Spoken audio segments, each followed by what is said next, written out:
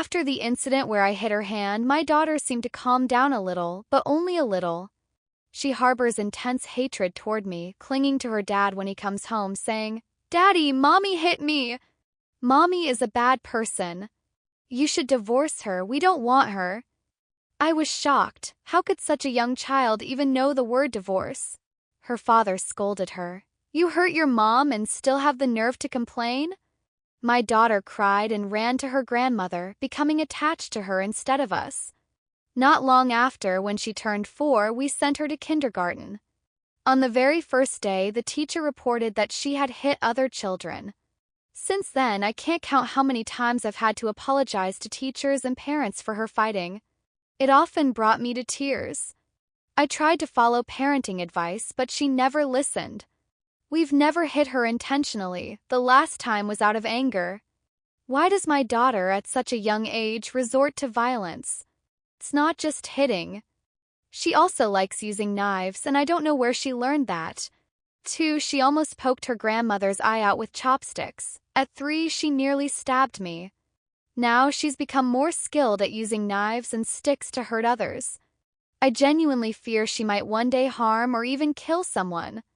We hid all the knives at home and strictly monitored her cartoons and books, determined not to let her learn about violence. As a family, we took turns to discipline her. After hitting her hands and bottom, she finally stopped using knives. One day, when my friend Xuan visited with her son, the kids were playing while we chatted. Suddenly, Xuan's son ran out crying. I heard my daughter call for me, but before I could respond, she angrily rushed into the kitchen and threw a knife at the child. If Xuan hadn't reacted quickly, it could have ended in disaster. "Mui!" I shouted. "What are you doing?" I grabbed her and spanked her hard for the first time. She cried and struggled, and Xuan left with her son pale-faced. When my husband and mother-in-law returned, my daughter complained that I had hit her, which led to my husband giving her another beating. "One day I'll kill you all," she screamed. After that beating, she quieted down significantly. I began to doubt the experts. Teaching by example didn't seem to work at all. It seemed like only violence could teach her a lesson. If she never felt the fear of violence, how would she understand that hurting others causes pain? Xuan no longer let her child play with mine, and other kids in the neighborhood also became afraid. My daughter was particularly lonely, which broke my heart. I took her out every day, hoping to bring positivity into her life. I told her fairy tales and stories about heroes, hoping she would learn from these role models. She listened attentively and behaved well for a while. Then one day she came home asking for a pencil case, dragging me to an upscale stationery store near the elementary school and pointing to one that cost over 1,000 yuan. It was absurd. I told her we weren't buying it since she already had 2. Although I had never denied her anything, I couldn't agree to another one.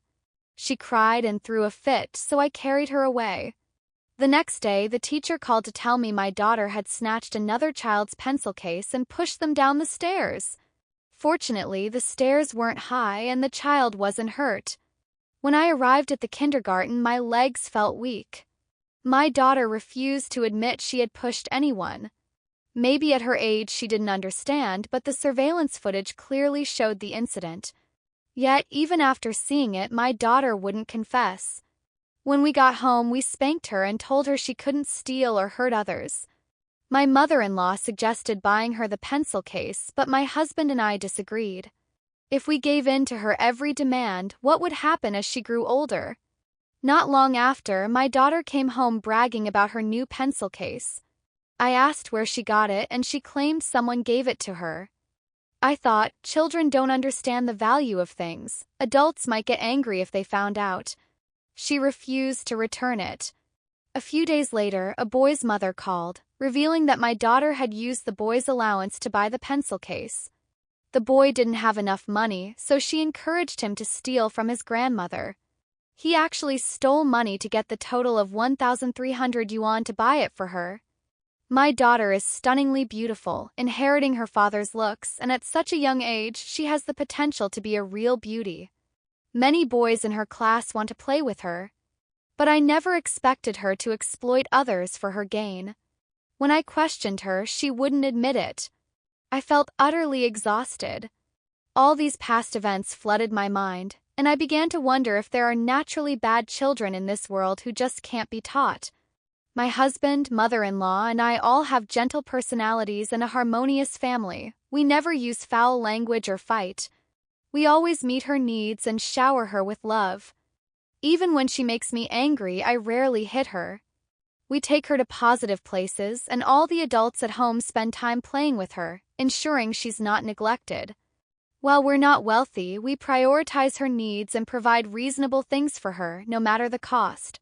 We also focus on her education, teaching her right from wrong and sharing stories of role models to encourage her.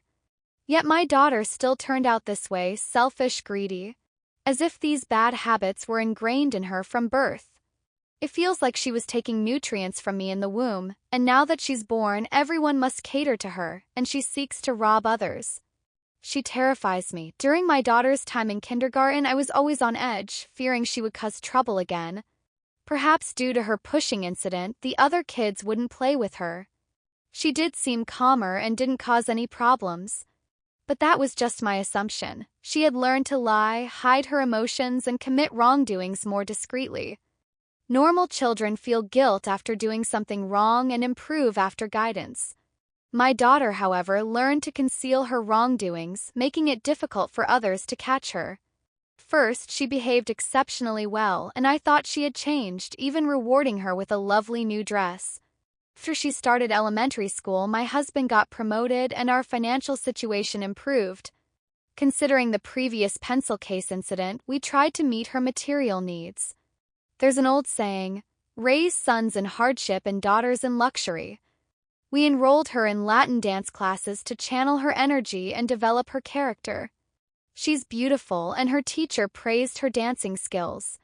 My daughter loves dancing and practices hard every day. As the National Day approached, my daughter became excited. During holidays, the dance school organizes performances for the kids at malls and schools, allowing them to showcase their talents and even receive awards. While it may seem insignificant to adults, the children view it as a big deal, and parents naturally indulge them. My daughter kept saying she would be the lead dancer, but another girl performed better, and the teacher chose her instead. My daughter was unhappy and constantly spoke ill of that girl in front of me. I wanted to befriend her and avoid using a condescending tone, but she was overly jealous, and I couldn't help but reprimand her. She realized something and smiled at me, saying, "Mom, I was wrong." After that, she stopped sharing her thoughts with me and appeared particularly cheerful in front of me. A few days later, I sensed something was off. She attended dance class 3 times a week, and one day when I went to pick her up, she had left early. When I asked the teacher, I was told she had left because I called her. Worried, I rushed outside and found a large crowd gathered on the road, seemingly due to an accident. My heart sank as I hurried over, and there I saw my daughter trembling and crying, running into my arms, calling, "Mom!" In the distance, a girl lay in a pool of blood. It was the very girl who was supposed to be the lead dancer. I didn't want to think my daughter was involved, but the coincidence was too much. I trembled in fear at the thought of her being responsible, and what if others discovered it? If she really did this, what would happen next? She was only 8. No, it couldn't be her. It absolutely wasn't her. When I told my husband about the incident, he looked grave and spoke to our daughter privately. He later told me she didn't do it. Soon, the police issued a statement that it was an accident. The girl had run out unexpectedly and was hit by a car. That was a relief. I broke down in tears. However, the girl's mother disagreed, claiming her daughter would never leave the dance class early. That day, she was slightly late, and her daughter left with mine, which seemed suspicious. My daughter tearfully explained. Xuan wanted snacks and called me to go with her. She said her mom didn't like her and didn't care, so she wanted to go home alone. The girl's mother was devastated, crying uncontrollably. I pulled my daughter over and asked, "Why would you say that? Can't you see how upset she is?" She innocently replied, "I was just telling the truth. Adults tend to think children don't lie." Afterward, the girl's mother left to file a lawsuit against the dance school for inadequate supervision. Ultimately, the school lost a lot of money and closed down.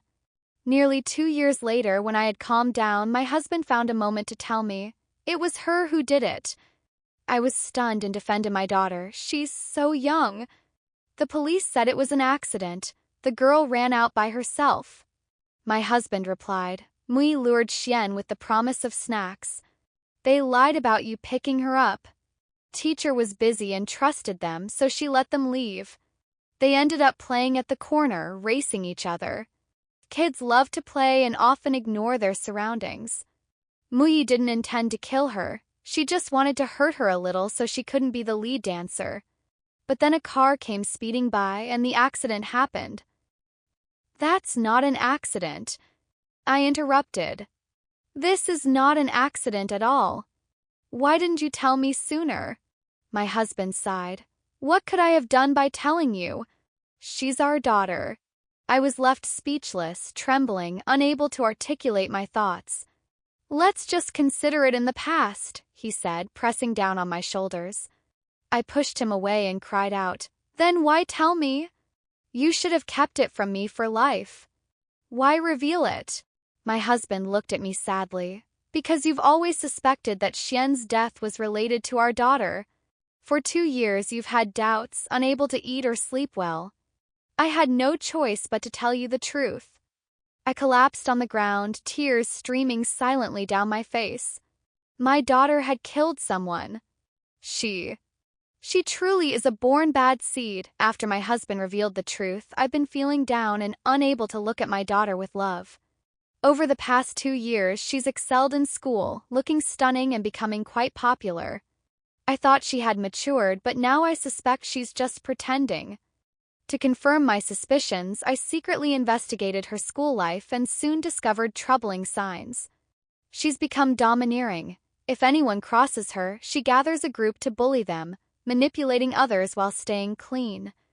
It's all about those who follow me thrive and those who oppose me perish. No wonder parents stopped coming to me with complaints. My daughter didn't even have to lift a finger. Finding this out left me hopeless, thinking she would never change.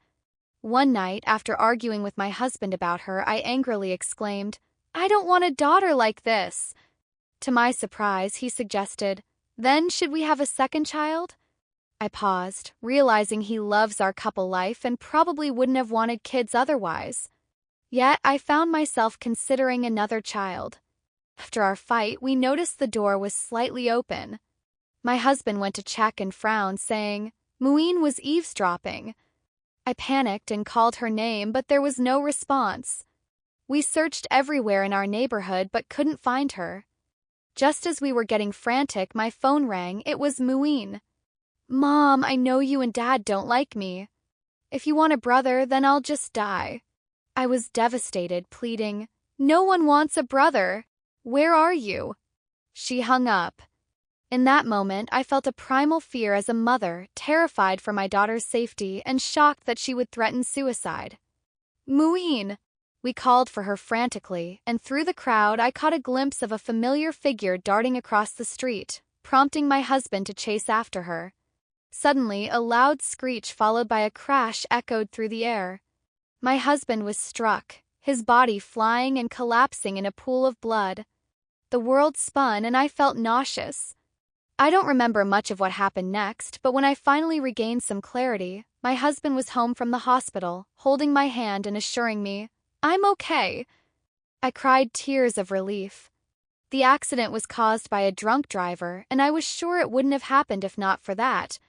My husband was now paralyzed and unable to move, so I decided to take our family to our countryside home for his recovery, far away from distractions and where our daughter couldn't cause more harm. It seemed like Muin understood her mistakes and complied quietly, helping us pack. The house was an old villa we hadn't rented out due to poor real estate development. We settled there, living a quiet life as a family of 3. With my husband unable to care for himself, I took on the responsibilities, bathing him, changing clothes, and talking with him. I made Muin help out by feeding him and helping with his daily care to teach her responsibility. A year passed, and she soon grew weary of the burdens, crying and refusing to continue. I snapped, saying, "You brought this on yourself. Shouldn't you face the consequences?" She cried, "I didn't know this would happen." My husband sighed, urging me to ease up on her. My heart sank. They say no one is a dutiful child by a sickbed, and she barely tried after just a short time. Plus, her father was paralyzed because of her actions. She argued, "The accident was the drunk driver's fault. You can't blame me. If you want revenge, go after the driver, not me." Her selfishness was infuriating. In that moment, I felt like I could kill her. This self-serving nature didn't deserve to exist. We erupted into a fierce argument, and I lost control, hitting her hard until she bled. My husband watched helplessly, shouting, "Stop!" But I thought, this ungrateful child needs punishment. After I calmed down and went to care for my husband, I found my daughter had disappeared. Good riddance, I thought coldly. I couldn't count on her for anything anyway. People say to have children to secure a comfortable old age, but how could I trust someone so inherently selfish?